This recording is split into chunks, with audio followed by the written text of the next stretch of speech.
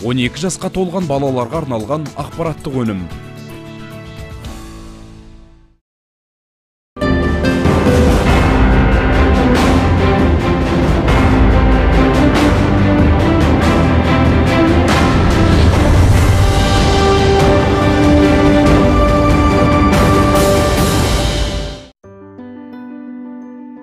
Исаев Мұратбек Мырзантайұлы 1972 жылы 18 мамырда Жамбыл облысы Жуалы ауданы Билікөл ауылында дүниеге келген. Орта мектепті бітірген соң Тараз қаласындағы темір жол училищесін бітіріп, мамандығы бойынша темір жол саласында еңбек еткен. 1995 жылы Жамбыл облыстық қазақ драма театрына жарық беруші техник қызметіне қабылданып, содан бері осы жұмыста 25 жылдан аса үзіліссіз қызмет етіп келеді.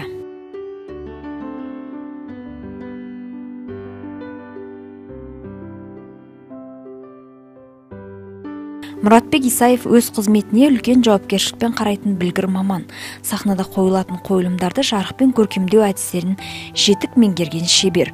Уақыт талабына сай сахнаға жарық берудің заманауи технологияларын ұтымды пайдаланып жетілдіріп отыруға үлкен мән береді.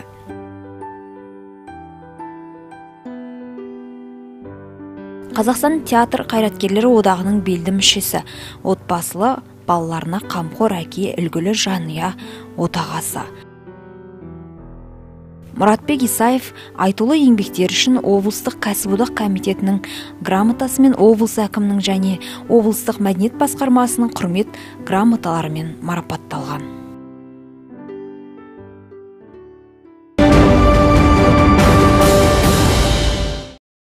Армысыздар, қадірлі қазақ елі, эфирде театрым тағдырым хабары және мен Жұлдыз Бесек. Бүгінгі біздің қонақжай төрімізде қойылымдарды жарықпен қамтамасыз ететін маман Исаев Мұратбек Мырзантайұлымен сұхбаттасатын боламыз. Мұратбек мырза, қош келдіңіз. Сәлеметсіздер. Көңіл-күйіңіз қалай? Жақсы, рахмет. Денсаулығыңыз? Құдайға шүкір. Сұхбатқа дайынсыз ғой? Дайынбыз, көрейік. Бәрекелді.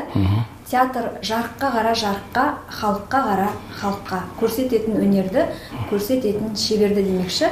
Сіз осы театр сахнасында қойылып жатқан қойылымдарды жарықпен қамтамасыз етіп отырасыз.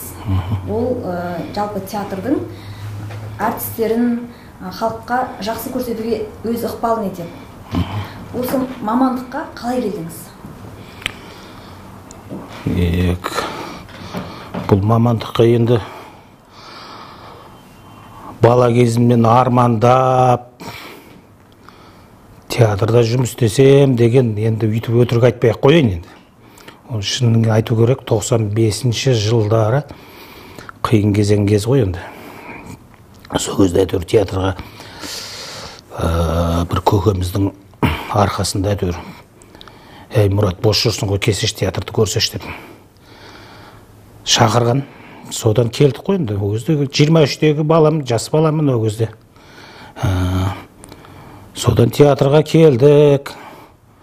Жастар көп. Театрдың не екенін өмір көрмеген мұн. Бір жағынан қызық.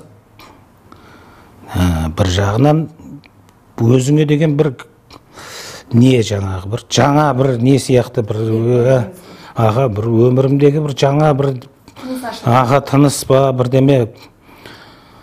Оға дейін тек бір армандап не қылып, сонымен жүрміз, о жерге келдік. Бірінші спектаклім, алғашқы спектаклім жаңағы ол кезде кім еді режиссер? Орасхан Кенебаев деген кісі, режиссер. Сол жаңадан бір сказка қойып жатыр екен. Алтын дән деген. Содан алғашқы мәрте менің алдымдағы жігіттер ары кетсе бір 3-4 ай ма, 6 ай сайын ауысып тұрған ғой. Содан өшерге жаңағы сказка келіп отырам. Білмеймін анан, сағынан. Анан қарап отырам, жоғарыдан қарап отырам да жаңағы ұмытып кетемін енді. Спектакль репетиция болып отқан. Аяқтан режиссер айқайлап атады. Содан не керек, әйтеуір сөйтіп жүріп. Ана бір жағынан ұнады театрдан. Бір жағынан әйтеуір өшерде жаңағы ұстаздарым болды ғой мен жаңағы. Өшерде жаңағы 50 жыл жұмыс атқарған менің ұстазым жаңағы Володя Грабарев деген кісі болған. Осы жақында пенсияға кетті ол кісі. Сол кісі үйрете бастады мені. Бір жағынан өзім жаңағы анау қызығушылық бар, жаңа бірдеме, өзіме өмір көрмеген нәрсе. Өзім соған әтеуір кіріп кеттім ғой, соған не керек? Осы театрдың балотасына в общем кірдік те кеттік, содан 25 жылдан асты, сонымен жүрміз ғой. Не кете алмаймыз, не өзім кетпеймін, не шығарып жібермейді, сонымен жүрміз. Бауыр басып қалдыңыз? Иә, бауыр басып. Екінші үйіңізге айналған шығар? Екінші үйім былай айтқанда. Үйде жатамайсың. Воскресенье жаңағы жексенбі күндері мысалға елдер демалып жатса, мен үйге сыймаймын мысалға. Театрға кетіп қаламын, жұмыс болсын болмасын, театрға келемін де бір айналып келіп. Отпуск уақытын, ол да сол отпуск уақытында да елдің бәрі демалып жатқанда әйтеуір ерігіп театрды бір айналып кетесің. Ішіне кіріп. Театрсыз өмір сүре алмайсыз. Сонымен осы жерге байландықта қалдық қой, шын керек. Шыны сол ғой. Сіз енді сахнаның сыртында қызмет етесіз. Келген көрермен театр қойылымдарынан кейін әртістерге шапалақ ұрады. Сіз сахнаның сыртында тұрғандықтан сізге ұрылмаған шапалақ үшін ренжіп қалмайсыз ба? Не үшін ренжимін?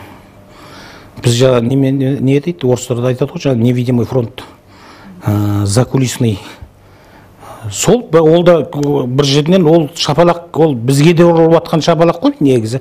Бұл театр деген жаңағы бөрде жалғыз актер емес, бұл жерде командный жұмыс қой бұл. Мысалға, әркім, әрқайсының өз жұмысы бар. Мысалға, ең басында жаңа режиссер задание береді, одан кейін барып художниктердің несін эскизін жасайды, макетін жасайды, жаңағы костюмерлердің костюмінің эскизін жасайды, одан кейін барып музыканы не қылады, кейіннен барып декорация дайын болады, декорациядан кейін жаңағы бүкіл жаңағы уже сдачаға жақындайды спектакль.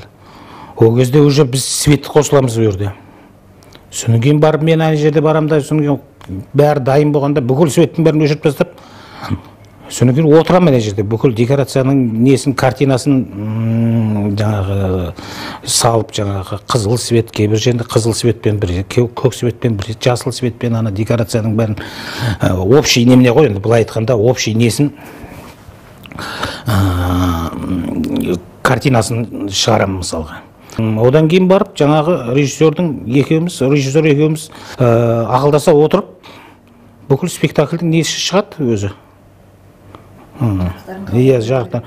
Бұл жерде ол ренжитін, бұл жерде дым жоқ, бұл жерде командный жұмыс болғаннан кейін ол біреуі сахнада жүр, біреуі сахнаның сыртында жүр, ол зритель көрермен, главный көрерменге ұнап, ол шапалақ ұрып жатса, значит, ол бізге де ұрып жатқан шапалақ деп түсінемін өзім.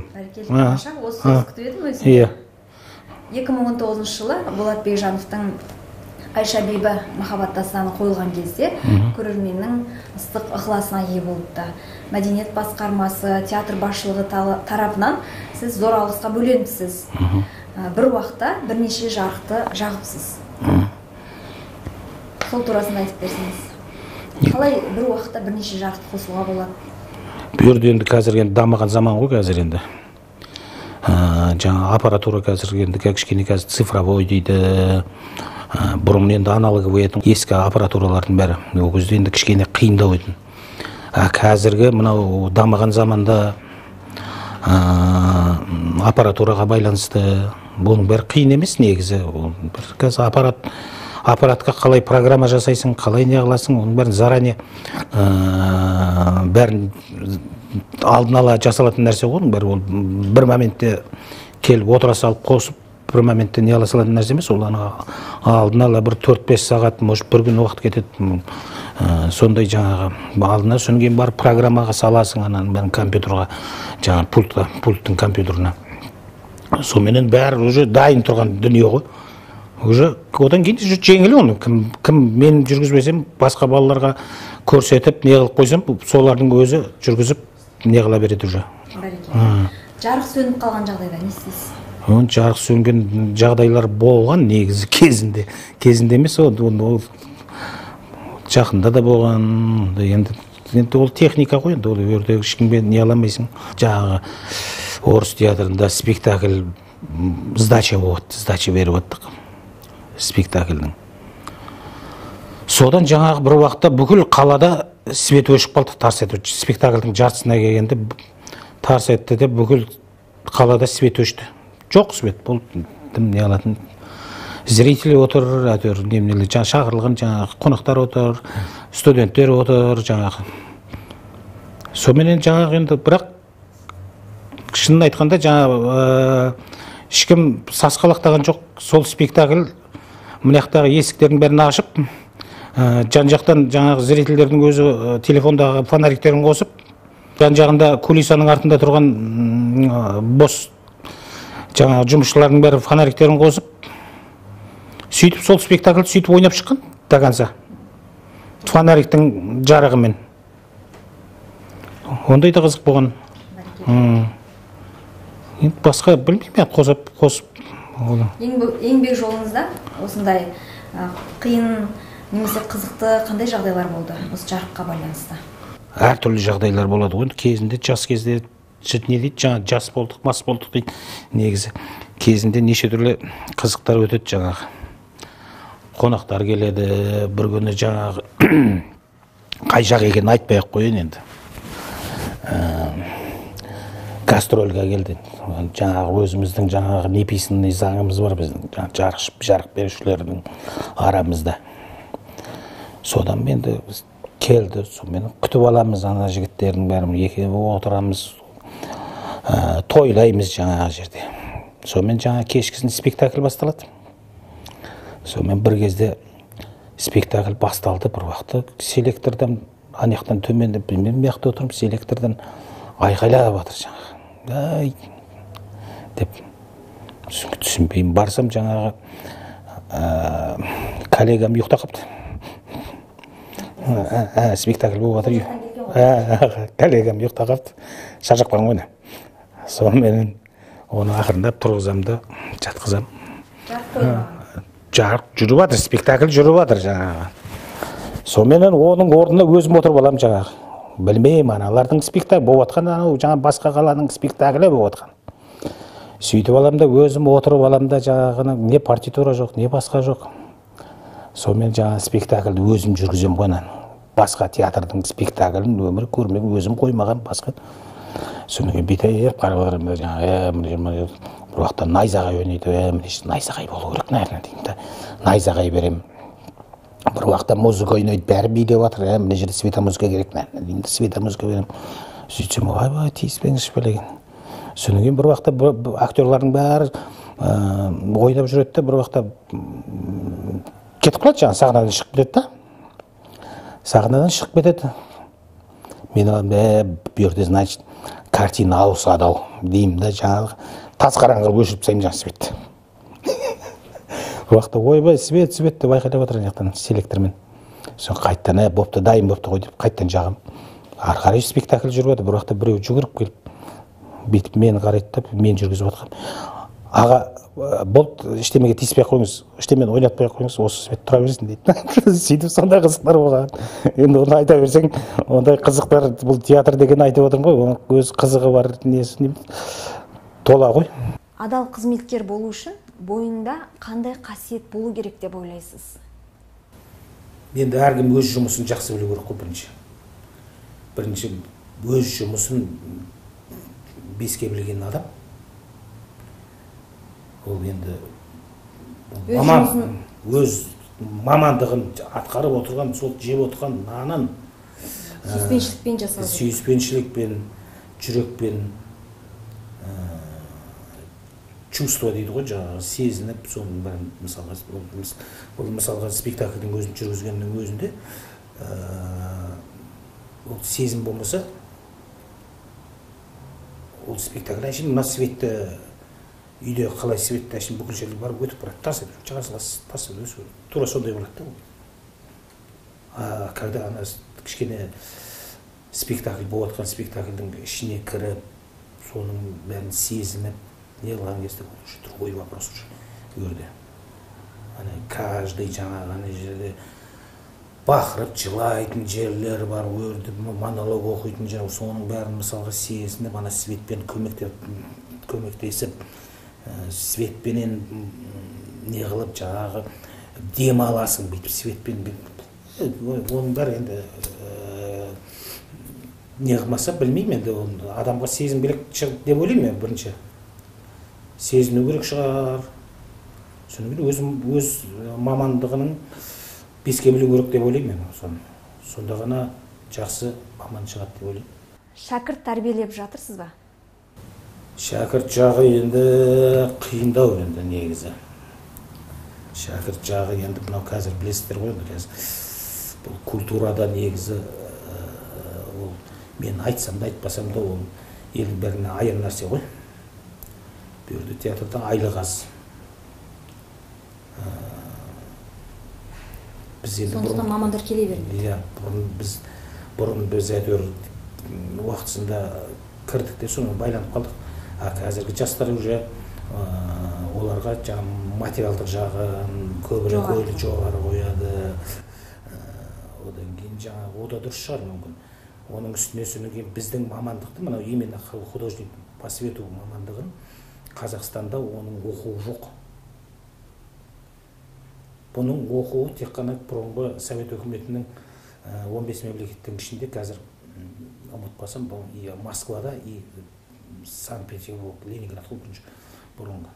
Санкт-Петербургта екі-ақ жерде оқытады. Бұл мамандықты. Сондықтан шәкірт енді қазір енді бір балам бар. Енді Құдай қаласа соған үміт артып отырып қойды. Құдай қаласа оны үйрету керек. Өзі оны үйренем деп не қылмаса, оны ешкімді таяқпен үйрете алмайсың ғой әзірінде. Өмірдегі мақсатым орындалды деп айта аласыз ба? Өмірдегі мақсат орындалды деп айтсам, онда болды ғой, өмірдің тоқтағаны ғой. Театрда осы недегі мақсатын білмеймін енді. Әлі мақсат көп, арман көп. Мысалға. Сондықтан бәрі орындалды, бәрі 100% орындалды деп айту болмайды әлі. Адам енді тірі жүргеннен кейін арман да бітпейді, мақсат та бітпейді. Жалпы алдағы жоспарларыңызбен бөліссеңіз. Алдағы жоспарлар алдағыны Алла біледі дейді. Сонда да енді көреміз енді мына енді қазір жаңа сезон Құдай қаласа бір айда жаңа маусым ашылады, Құдай қаласа.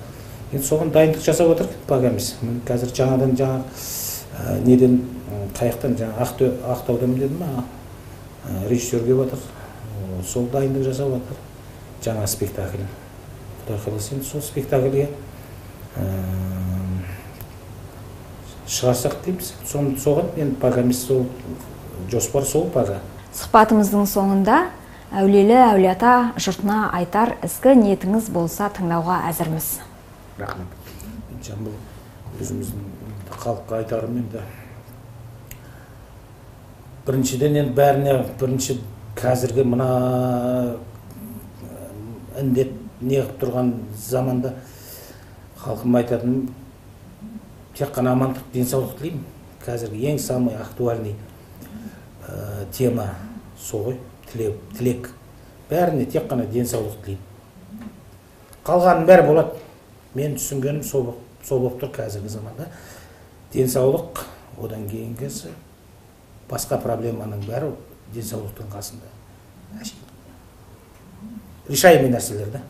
Дұрыс айтасыз. Құрметті Мұратбек мырза, бүгін біздің студиямызға келіп, сұхбат бергеніңіз үшін сізге алғысымызды білдіреміз. Толағай табыстар тілейміз. Аман жүріңіз, өзіңіз айтпақшы денсаулығыңыз мықты болсын. Рахмет. Сіздерге де сол тілеймін. Қадамың кітап басылар, өмірдің өзі сия біл. Әу бастан тағдыр жазылар, өмірдің өзі театр. Амандықта жүздескенше, ардақты ағайын.